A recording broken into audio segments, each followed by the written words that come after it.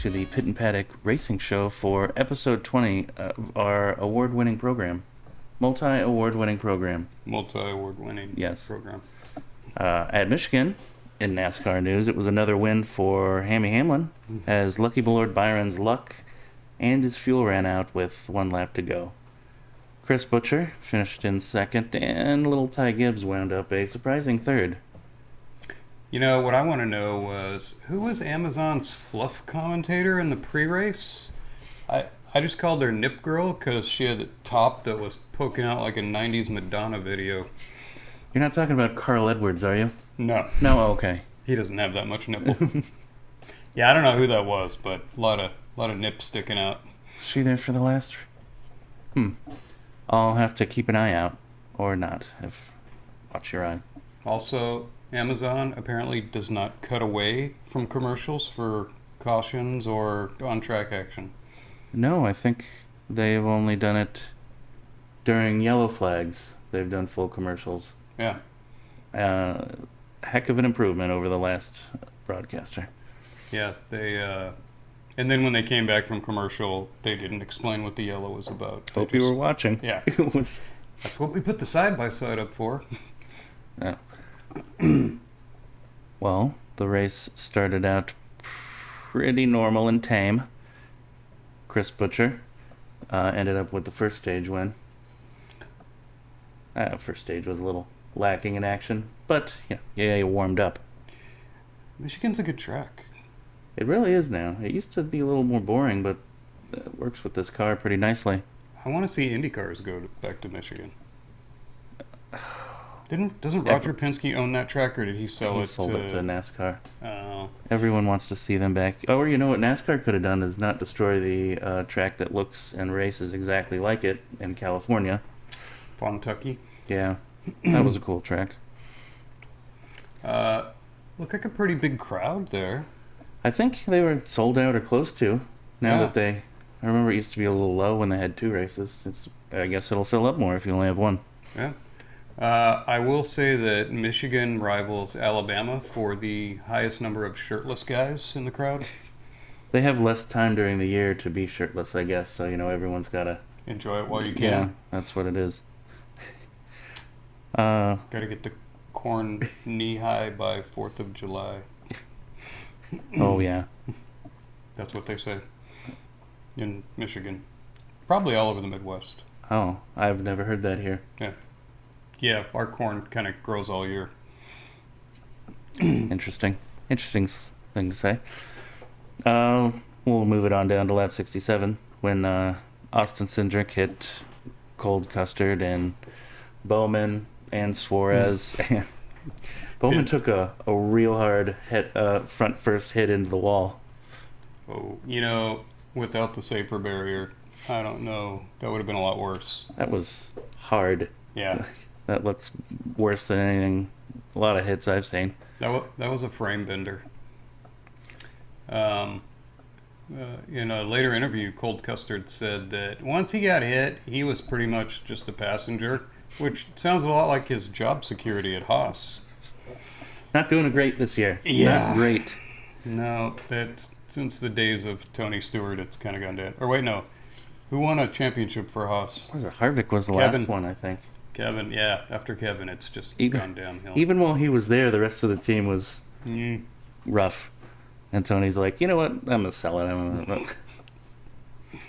And guess who it is again for the Stage 2 win? Lucky Lord Byron. He's always there. Yeah. For the stages, at least. Lap 109, Ryan Blaney, who, after accidentally running well last week, decided to spin out down pit road. We can't have him doing too much at once. I mean, he's got to win, and can't be finishing more races. Oh, and poor Christopher Bell had just pitted. It's messed up his strategy. Put him. He ended up in back of the lead line though. He didn't go lap down because he got the lucky dog. Good for him, lucky.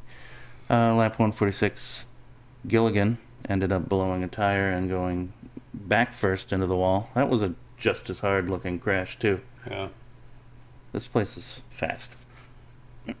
You know what? By lap 169, how many different ways can the commentators explain fuel mileage to me with their little fuel mileage bar that is actually not very helpful? Not exact at all. Yeah, the It's burn rate. Wait, so does it mean they're burning more or they're saving more? Like, what does that mean when the bar is big? I couldn't figure it out. And then you got the commentators going, it's 200 mile per hour chess. No, Steve Letard, it's second grade math. I'm tired of hearing about fuel mileage. the burn. That was, when there was less action on the track, the only thing we could talk about is fuel mileage, I guess. Yeah, The burn bar. the burn bar. How do they get that? Do they just kind of make it up? Because there's no fuel related telemetry. It's just how much you're using the throttle, I guess. Speed, RPM, RPM. Somebody's taking a hard look at the cars, like, that one looks like he's saving fuel. Like anybody would know. If Move the it down the burn bar. Yeah. 19 laps to go. Carson Hocevar blew a tire while leading. He didn't have enough fuel anyway. No, but he probably had one of the best cars. That caution probably helped Hammy quite a bit. Definitely caught everyone back together. So for the last stage there, everyone else on track had to save fuel, except for Hammy. So everyone Why? was backing off and going slow. Why? Is Hammy in a Penske car? You don't have to save fuel? He's got that extra long fuel line with a extra gallon of gas in it.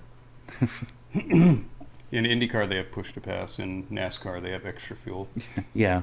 That's Penske. And then on the last lap, out of luck, Lord Byron finally ran out of fuel. Had to pit. Sorry, Byron.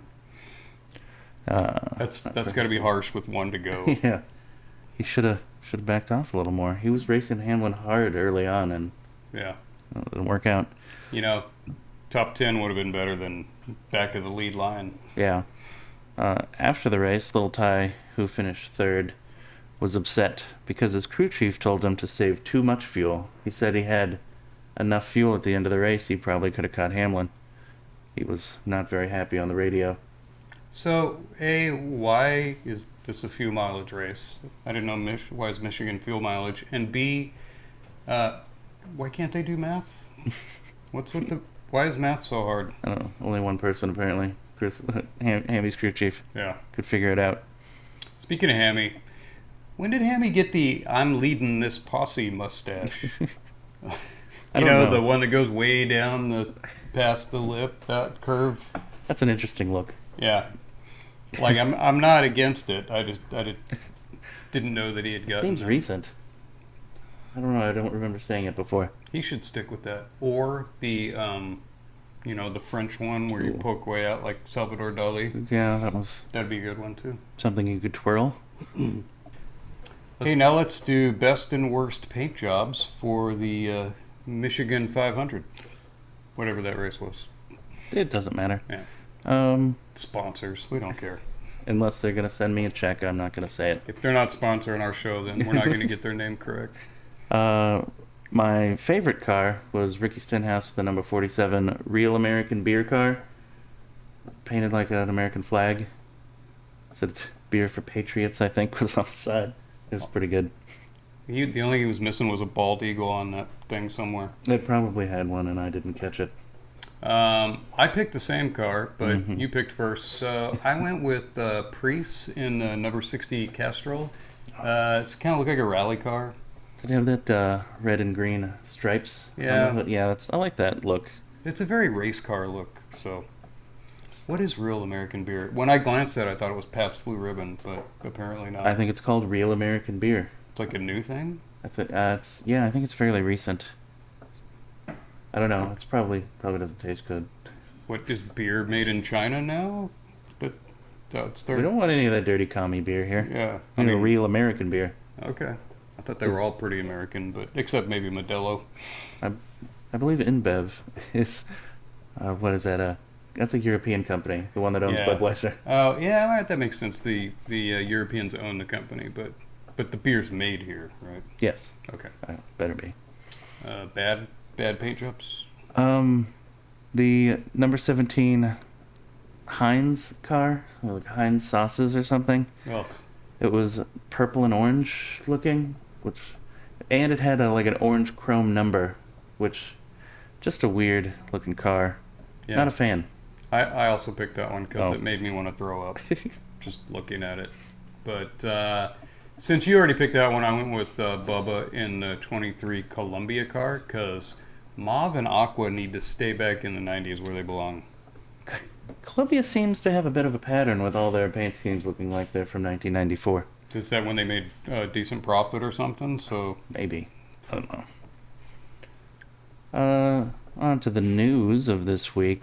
NASCAR teams 2311 and Front Row Motorsports lost their charter status in the appeals court ruling. So the two teams have now asked the Democrat Party to help them find a good judge to hear the trial case. So it looks good for them. that's probably smart. They'll get someone right in there to get whatever they need overturned. Should be great. The Democratic Party knows how to pick a judge, Oh, they're the best. especially a Fed. Go to D.C. They can probably get what they want there.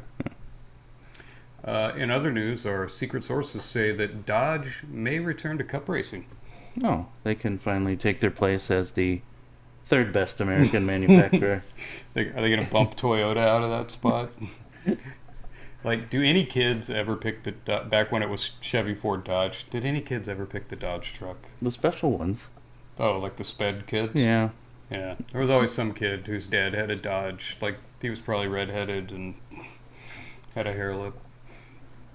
I believe their truck series starts next year, and hopefully Cup probably later on.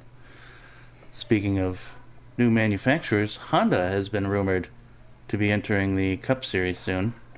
I was kind of wondering, is this why they want to fake their way out of IndyCar for some reason or another? Not enough money to Yeah. spend in both series. Yeah, you get a lot more exposure out of NASCAR. What's Honda going to put in the truck series? An Accord? I don't know. They have like a Ridgeline or something that they copied from Oh, Chevy. Yeah. There you What?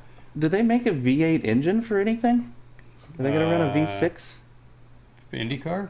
Or are those V6s? For Yeah. NASCAR, you got to run a V8. Well, I'm sure they can make one. Just grab a Fast and the Furious car, put it out there. That'll be They fun. could just like pin two straight fours together like they did when they got into Formula One. Oh yeah, that's right. Back in the day. They just put a bunch of motorcycle engine V-twins together and created a Formula One car engine. We'll see. Next up, NASCAR crosses the border legally for the Los Zetas Cartel 250 in Mexico City. They load the cars with fentanyl and try to outrun the federales. Yes, the way back, I believe. Those teams need a lot of extra cash on hand, so do what they can for it. You know what? With the border being closed, they could probably make some cash bringing some people across. Maybe they could help the government bringing people down there, and then they bring the drugs back in. Yeah. Great extra money. I think federales were getting like 10 to 40 grand a person to get you across. Oh, that'll sponsor a car for a while. Yep. Well, Formula One took the week off to increase their carbon footprint by flying back to North America. In the meantime, we bring some news. Former Mercedes driver Botox says that he's interested in Cadillac F1. So, just like every other former Formula One driver. Pretty much. Even Perez says he's in talks with Cadillac F1. Interesting. Nothing about the younger driver?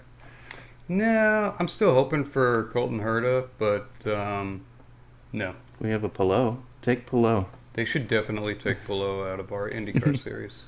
You don't know, Palou could tank the rest of the year and Probably still win the championship. probably still win the championship. More news on F1's reverse DEI driver, Lance Stroll's wrist injury.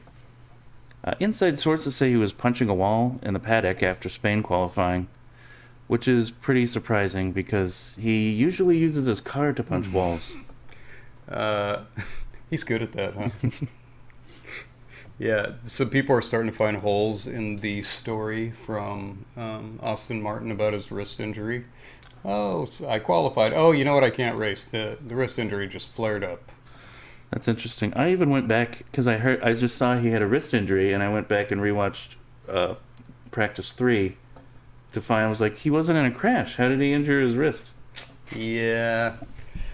Even Austin Martin reserve driver Drogovic says he's going to stay in Le Mans and not take Lance's place because he doesn't want to get punched in the face by Lance Stroll. Who's going to be the one to tell Lance that they're giving his seat to a better driver? Well, I heard that Aston Martin would be bringing in Conor McGregor as their reserve driver, just so he stays safe from Lance Stroll. Ferrari team boss Fred Vasseur says that they're edging closer to McLaren. Fred also said that if we could implement socialism correctly, it would definitely work this time. So, yes. Just a lot of true statements from Fred recently. Inching closer. I mean, they moved into second place only because Red Bull can only get one car to score points, and Mercedes crashes out all the time. It's kind of like dead reckoning second place. Yeah, we're getting better. No, you're not. The Ferrari is not better. You just kind of didn't crash most of the time. Yeah. New news, the Canadian Grand Prix will now be on the same day as the Indy 500 on selected years. Ugh. So people are going to have to choose what to watch live, Indy or the Canadian Grand Prix. It's not going to be the Canadian Grand Prix. Well, at least, though, Kyle Larson can now begin his quest to crash in 3 major races in one day. Oh, yeah. You think he could get an F1 entry for... But I'm sure that second Red Bull can be open. Yeah. Yeah, might as well have him not score points in the second Red Bull car. Next up for Formula One is the Canada will soon be the 51st U.S. State Grand Prix. That's a good one. IndyCar needed a timeout after 2 straight weeks of racing. That's a lot to ask from IndyCar. Yeah, Oof. 2 races in a row. Yeah, they got pretty tired. But we have some more news. IndyCar chassis manufacturer Dallara issued a tech bulletin after Foster's suspension fail at Detroit. That was a spectacular suspension fail. Spectacular suspension fail. Say that 5 times fast. Not on the air. Okay. Dallara is urging teams to tell Trump to remove the tariffs on Italian steel. So that was the problem. That will fix the problem. It's all Trump's fault. Yeah, like everything else.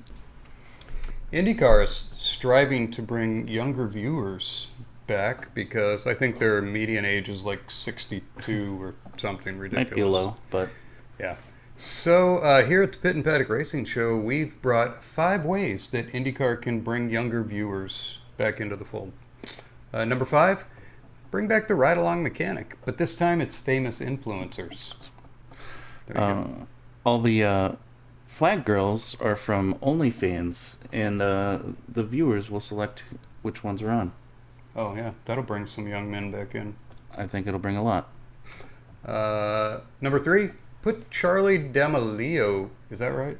D'Amelio? D'Amelio? Whatever. It doesn't matter. Put Charlie in the broadcast booth. Yeah. He's the most popular YouTube. What, she's got like 100 millions of TikTok followers. Oh, is that a girl, Charlie? Yeah. Oh. I'm glad you're up to date on all the young kids things. I sit around and watch podcasts all day. I don't know why I don't know who Charlie is. Side-by-side screens with TikTok videos on during the entire race. Oh, yeah, just always have 2 screens. Just right next to it, because as long as you're looking at the screen, it'll count as a viewer. Oh, that's clever. There you go. And our number 1 suggestion for IndyCar to get young viewers back, randomly kill a driver and then have a Netflix true crime series to solve the murder. And that'll bring in a lot. Yeah. They could do one every year. Yeah. Like whoever finishes last in points gets like offed, and then they have to find who killed him. I like it. Like in the days of Caesar with the Gauls, whoever showed up to the battlefield last got sacrificed to their gods. They could do that with IndyCar. Oh, last in the points. Sorry, Connor Daly. We need viewers. Yeah. Well, next up, IndyCar takes another week of recovery, and then they're off to Illinois for the Bommarito 500. Bommarito 500. Mexican Air Force. In other news, the LA riots continued, spurring Trump to order in the National Guard. It's fine. I mean, I've been assured by multiple media sources that these are mostly peaceful riots. Oh, okay. Everything's fine here. Don't worry about it. Burning the Waymo cars peacefully, They're just peacefully expressing themselves. hitting cops with chunks of concrete Very peacefully. peacefully hitting cops with chunks of concrete. Okay. Peacefully breaking the law. It's fine. Peacefully looting stores.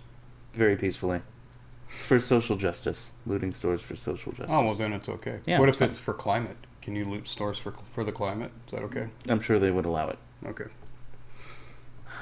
Well, in the WEC series, the all-female Iron Dames team is going to be running a special livery for Le Mans. You know what? Maybe they could add Max as a driver if he identifies as a dame for the weekend. Well, if anyone disagreed, that would be a very rude person, wouldn't they? Yeah, that would be misogynistic, or what do they call you if you is it somehow racist? No, genderist. Is that genderist? Maybe. I don't know the terms. They could have that boxer from the Olympics be a tire carrier. I was assured the boxer was female until the chest was released. Oh. Sorry, you have a Y chromosome.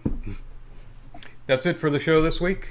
Next week we'll have two races to report on. Still a lot to cover. It's not IndyCar. No.